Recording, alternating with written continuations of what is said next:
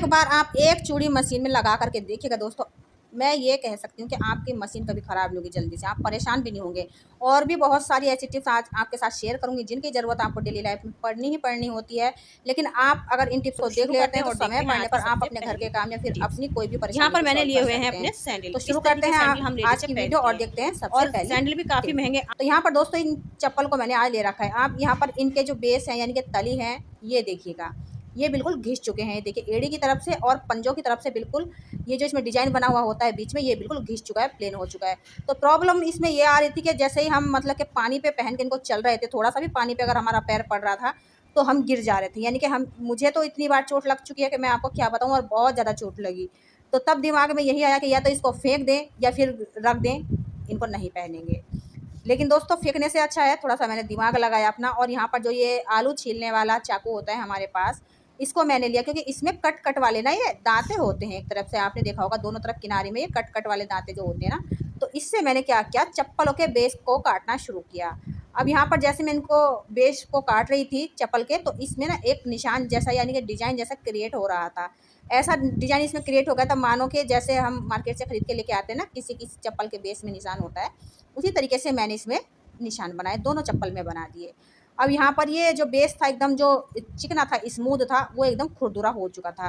अब मुझे ये सुविधा इसमें हो गई थी कि मैं इनको पहन सकती थी पानी पर भी। ये मैंने इतना अच्छे से घिस दिए इनके तले, इस चाकू से इतने अच्छे से काट दिए कि ये ऊबड़-खाबड़ से हो गए थे, यानी कि इसमें मैंने डिज़ाइन क्रिएट कर दिया था, आपको यहाँ पर दिख भी रहा होगा। तो अब ये चप्पल जो ना पानी पे बिल्कुल भी नहीं फिसलेंगे क्योंकि मैंने खूब गहराई में निशान लगाए हैं चाकू से। तो आई होप दोस्तों ये टिप्स आपको यूज़फुल लगी होगी। देखिए चप्पल को फेंकने से अच्छा है आप थोड़ा-सा दिमाग लगा लीजिएगा और इस तरीके से अपने कामों को आसान कर सकते हैं। चोट बिल्कुल भी नहीं लगेगी क्योंकि हम रपट के गिरेंगे ही नहीं। मैंने इसमें डिज़ाइन क्रिएट कर दिया है। बढ़ते हैं दोस्तों अपने ख़ास और नेक्स्ट टिप्स की तरफ जो बहुत ज़्यादा आपके काम आती है। तो इन चप्पलों को हम साइड रखते हैं, अब ये बिल्कुल भी नहीं फिसलेंगी। इस तरह की काँच की चूड़ी हम लेडीज़ों की सबसे पहली पसंद होती है। श्रृंगार कितना भी कर लें, अगर चूड़ियाँ काँच की ना पहने तो बेकार। अब इन चूड़ियों को हम क्या करते हैं, अदल-बदल के डेली वेज में पहनते रहते हैं या फिर कहीं पे जाते हैं तो संग में रख के ले जाते हैं, ड्रेस से मैच करती है चूड़ियाँ। अब दोस्तों इनको हम बैग में भी अगर रख लें तो बहुत जल्दी चटक जाती है, फिर अपने घर में ही हम रख देते हैं। तो ये अगर थोड़ी-सी भी फिसल गईं और नीचे गिर गईं तो टूटनी ही टूटनी होती हैं, आपकी चूड़ियाँ बर्बाद हो जाती हैं। तो जब भी आप अपने ड्रेसिंग टेबल पर इन चूड़ियों को रखें या फिर कहीं पर भी इन चूड़ियों को रख रहे हैं, तो 2 रबड़ बैंड कुछ इस तरीके से इनमें लगा के रखिएगा। एक तो आपकी चूड़ियाँ एक जगह स्टोर रहेंगी, बिखरेंगी बिल्कुल भी नहीं। दूसरा ये होगा कि जब ये अगर गिर भी गई धोखे से, तो ये टूटेंगी नहीं गिर के, क्योंकि इसमें जो ना ये देखिए एक सपोर्टर का काम करता है। देखिए ये जो रबड़ बैंड हमने लगाया है ना, तो ये सपोर्ट करेगा। जब भी फर्श पे चूड़ियाँ गिरेंगी तो चूड़ियाँ फर्श से टच नहीं होंगी बल्कि रबड़ ही केवल टच होगी। चूड़ियाँ आपकी सेफ रहेंगी, ज़्यादातर कोई भी चांस नहीं है इनके गिर करके टूटने का।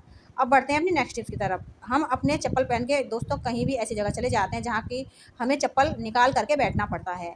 यानी कि आप समझ लीजिए कीर्तन भजन में हो या फिर मंदिर वगैरह में हम अपनी चप्पल बाहर निकाल के चले जाते हैं। फिर शादी पार्टी में भी जाते हैं तो गीत वगैरह गवाते हैं या फिर जैसे भी बहुत सारी जगह पर हमें चप्पल निकाल कर ही बैठना पड़ता है।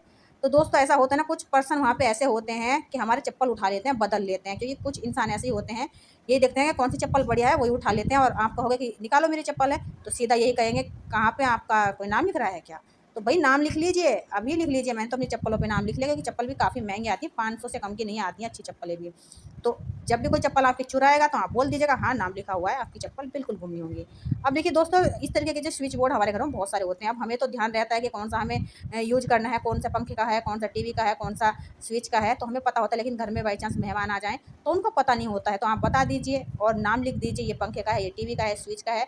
या फिर आपके घर में छोटे बच्चे हैं तो उनको भी बता दीजिए कि ये इस चीज़ का चटकनी लगी हुई है, स्विच है, उसी को बच्चे केवल ऑन करेंगे, ये कभी ख़राब नहीं होगी, वरना बच्चे भी चटक-पटक इसको करते रहते हैं तो ख़राब हो जाती है। अब यहाँ पर ली हुई है मैंने आलपिन, जिनके घरों में सिलाई होती है उनके घर में ये आलपिन मिलती ही मिलती है, या फिर हम वैसे भी रखे रहते हैं, बहुत ही काम की होती हैं। अब ये बिखर जाती हैं, इधर-उधर हम भर के रख देते हैं तो एक दो गिर करके इधर-उधर ये गुम भी हो जाती हैं, और दूसरी बात ये घर में छोटे बच्चे हों तो उठा करके मुँह में भी डाल सकते हैं, दुर्घटना घट सकती है। या फिर इधर-उधर पड़ी अगर रह जाएँ तो पैर में भी घट सकती है, बहुत सारी चीज़ें हो सकती हैं दोस्तों। तो थर्माकोल लिया मैंने, डिब्बी में लगा दिया। देखिए इस तरीके से और सारी आलपिन मैं इसमें लगा दूँगी। इतने अच्छे से ये फिक्स हो जाएँगी जैसे कि मान लीजिए आपने सीमेंट में लगा दी हों। जब तक आप इन आलपिन्स को नहीं निकालेंगे तो ये डिब्बी में रखी रहेंगी, बिल्कुल भी नहीं गिरेंगी। आप कैसे भी कहीं पे भी रखिएगा इनको, ये गुम होने वाली नहीं हैं। तो थर्माकोल का छोटा-सा टुकड़ा मैंने डिब्बी के नाप से कट किया और इसी में रखा डिब्बी में। अब देखिए ऊपर से मैं इसमें ढक्कन भी लगा दूँगी, तो हो गई ना हमारी आलपिन सेफ। ना तो इसमें अभी नमी वगैरह आई, क्योंकि बरसात शुरू हो चुकी है तो नमी वगैरह बहुत जल्दी आती है इन चीज़ों में, तो ये सेफ रखी रहेंगी, ना तो गुम होंगे और ना ही बच्चे इन्हें उठा पाएंगे। बच्चों की पकड़ से इस डिब्बी को दूर रख दीजिए और निश्चिंत रहिएगा, आपकी आलपिन सेफ सुरक्षित रखी रहेंगे और आप भी सेफ रहेंगे, आपके बच्चे भी सेफ रहेंगे। देखिए गिरा के भी दिखा दी हूँ मैं इसको, ये बिल्कुल भी नहीं निकलने वाली हैं आलपिन जब तक आप इनको नहीं निकालोगे। अब देखिए दोस्तों, मैं आपको बताती हूँ ये चूड़ी वाली जो टिप्स है ये क्या है, मतलब कैसे आपके काम आएगी।